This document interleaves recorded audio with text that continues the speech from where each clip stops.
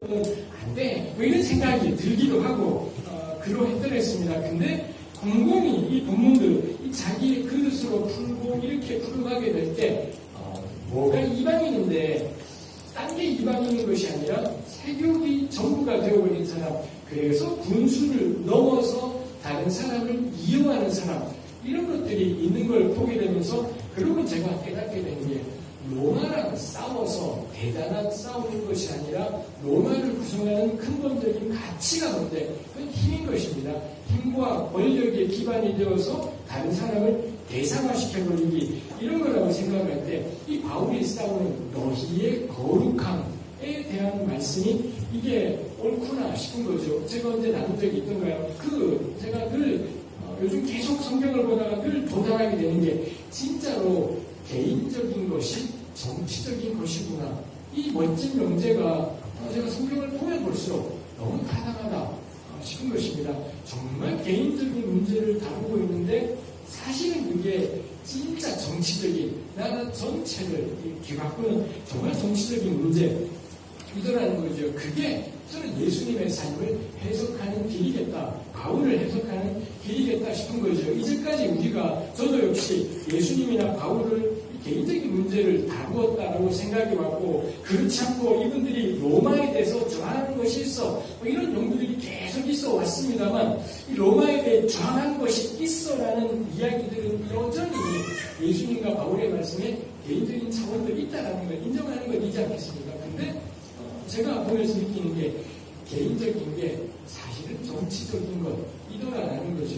이 서로 간의 음란을 버리는 것이 서로를 성적으로 대상화하지 않는 것, 그거야말로 만들고 싶은 세상인 거죠. 유대인이 다스리는 세상, 그 땅에 어떻게 구원을 가져다 주겠습니까? 민주 세력이 세운 대통령, 그 땅이 어떻게 우리에게 구원을 가져다 주겠습니까?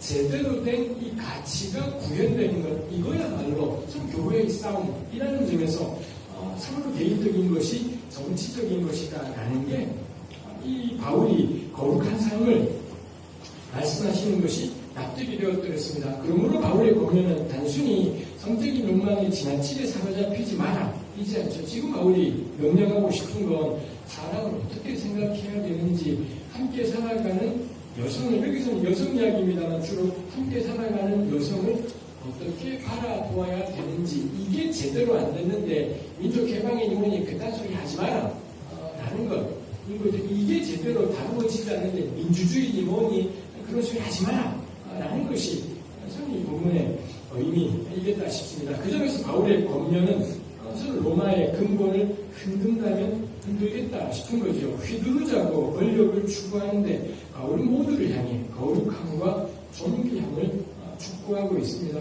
그렇게 자신의 몸뚱아리를 거룩하고 존귀하게 다루는데 힘쓴다면 형제가 다른 게 뭐고 귀족이 다른 게 무엇이 있을까 생각하는 거죠. 정말 그리스도인이 된다는 건 새로운 세상, 새로운 관계를 만들어간다 싶습니다. 우리 더 많이 하고 싶지만 그래도 마무리는 해야 될 것 같습니다. 7절에서 하나님이 우리를 부르심은 부정하게 하심이 아니요 거룩하게 하심이라고 바울이 요약을 하고요. 그리고 8절에서는 놀랍게도 이런 말씀도 있습니다. 개역개정판 번역으로는 그러므로 저버리는 자는 사람을 저버림이 아니요. 여기 저버리다에 무얼 저버리다, 이 목적어가 뚜렷하지 않습니다만 이제껏 일러주었던 그 너희의 거룩한, 이게 성적인 문제를 다루었는데, 근데 이 이야기의 결론이 뭐냐면 성령에 이끌리는 삶, 우리에게 주신 성령의 귀 기울이는 삶,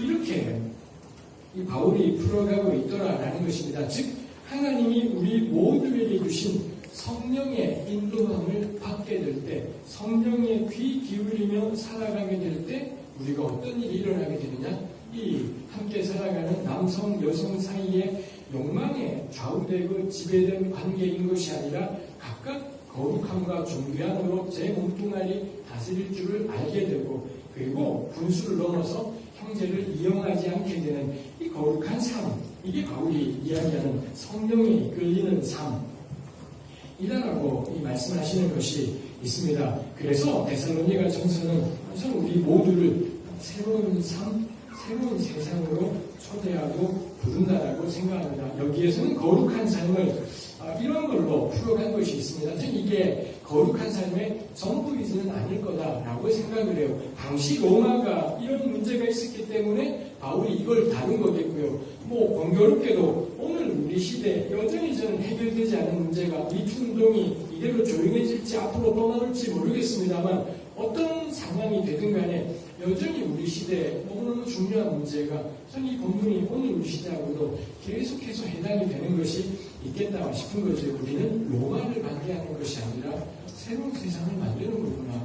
우리는 로마를 무너뜨리려고 했던 것이 아니라 이명박 박근혜 체제 이걸 무너뜨리려고 했던 것이 아니라 새로운 관계를 만들어 가려고 했던 거구나. 새로운 공동체를 만들어 가려고 했던 거구나. 이게 돌아보게 되는 거이겠습니다. 우리 새만교회가 그리고 제가 속하는 공동체가 그런 새로운 세상을 만들어가는 그런 한 걸음을 또 우리가 걸어갈 수 있게 되었으면 좋겠습니다. 기도하시겠습니다. 하나님 아버지, 바울이 주 예수의 명령에 힘입어서 너희의 거룩함을 명령하는 것을 우리가 또한 묵상하며 귀 기울이게 됩니다. 우리 부족한 자들로 예수 그리스도를 구주로 고백하게 하셨으니 우리 공동체의 거룩한 기풍들을 만들어가게 하여 주옵소서. 우리 안에서 음란을 버리고 각각 자신의 몸을 거룩하고 존귀하게 다룰 줄 알고 자신의 거센 욕망을 따라 살아가는 것이 아니라 그래서 분수를 넘어서 형제를 이용하는 것이 아니라 서로 귀히 여기며 함께 살아가는 거룩한 삶의 공동체를 이루어갈 수 있게 하여 주옵소서. 예수님의 이름으로 기도합니다. 아멘.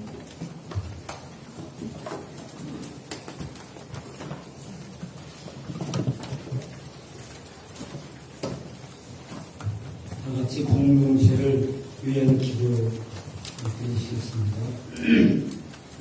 최저임금 상승에 따른 을과을간의 사회갈등이 정부의 지혜로운 정책 보완으로 잘 해결될 수 있도록 대한항공에 이은 아시아나항공 원호의 갑질 문제가 정의롭게 해결될 수 있도록 세 번째, 계엄령 세월호 수장 등을 계획한 기무사 문건 자체가 엄정하게 조사되고 개혁될 수 있도록 교우들과 함께 하나님 나라와 그 일을 추구할 새 목사를 하나님께서 세워주시도록 우리 위에서 다 같이 공동으로 기도하겠습니다.